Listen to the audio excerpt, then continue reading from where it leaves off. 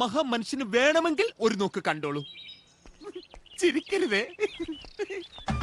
ആ ബിഗ് ബോസിൽ വന്നക്കണേ ഇവനെ ഇതിൻ്റെ അത്ര പ്രസക്തി ആർജിച്ച വ്യക്തി ആരും ഇല്ലെന്നാണ് എനിക്ക് തോന്നണത്.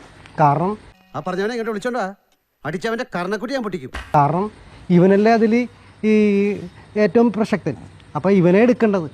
പിന്നീട് മറ്റേവരൊക്കെ. എന്റെ യോഗ്യത എന്തെന്ന് എന്നെ സ്നേഹിച്ചവർക്കൊഴികെ വേറെ ആർക്കും മനസ്സിലാകില്ല.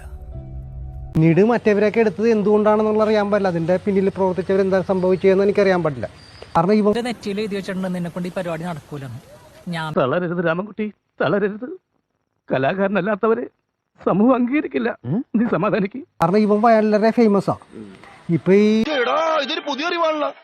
ഈ അറിവ് എവിടെ നിന്ന് കിട്ടി? പത്രത്തിൽ നിന്ന് അടിച്ചു മാറ്റിയതാ. ഈ നമ്മുടെ കേരളത്തിൽ തന്നെ മൊബൈൽ സ്മാർട്ട് ഫോൺ ഉപയോഗിക്കാത്ത ആൾക്കാർ തന്നെ ഇല്ല, ചുരുക്കുക. ഈ എല്ലാ ആൾക്കാരും ഇവനെ കണ്ടിട്ടിരിക്കണത്. അങ്ങനെ വെച്ച് നോക്കുമ്പോ ഇവനെ എടുക്കേണ്ടത്. കുറച്ചു കാലായി മനസ്സിൽ അടക്കി വെച്ചിരുന്നൊക്കെ പുറത്തു പറഞ്ഞപ്പോ എന്തൊരാശ്വാസം. ശരിയാ. നിന്റെ കേസ് ഞാൻ അവധിക്ക് വെച്ചിട്ടുണ്ട് കേട്ടാ.